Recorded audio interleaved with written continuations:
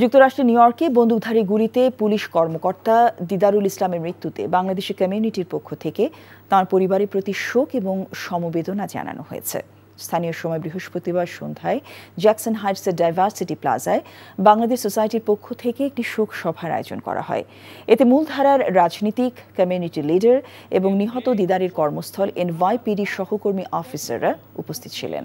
Community বিপুল সংখ্যক মানুষ প্রয়াত দিদারের প্রতি শ্রদ্ধা জানিয়ে পুষ্পস্তবক অর্পণ ও শোক বইয়ে স্বাক্ষর করেন। এছাড়া মোমবাতি জ্বালিয়ে তার প্রতি সম্বর্ধনা জানায়। এ সময় নিহত দিদারের 2 শিশুপুত্র ও বৃদ্ধ বাবা সহ পরিবারের অন্য সদস্যরা উপস্থিত ছিলেন। কমিউনিটির পক্ষ থেকে দিদারের বাবার হাতে একটি সম্মাননা পত্র তুলে দেওয়া হয়। এ সময় দিদারের বাবা কান্না জড়িত কণ্ঠে তার প্রয়াত সন্তানের জন্য সবার কাছে দোয়া প্রার্থনা করেন। Didarul Islam uniform officer is here. Didarul Islam আমার একমাত্র ছেলে ছিল। সে অল্প কয়েকদিনের ভিতরে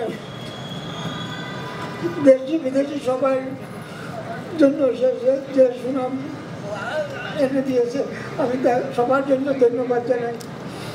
আমার ছেলে আর ফিরে আসবে না, আমি সবার দোয়া চাই। বান্ডেল থাকলে প্রতি সেনমানিতে টাকা বাঁচবে। বিকাশ সেনমানি বান্ডেল কিনে জিতুন প্রতি লেনদেনে।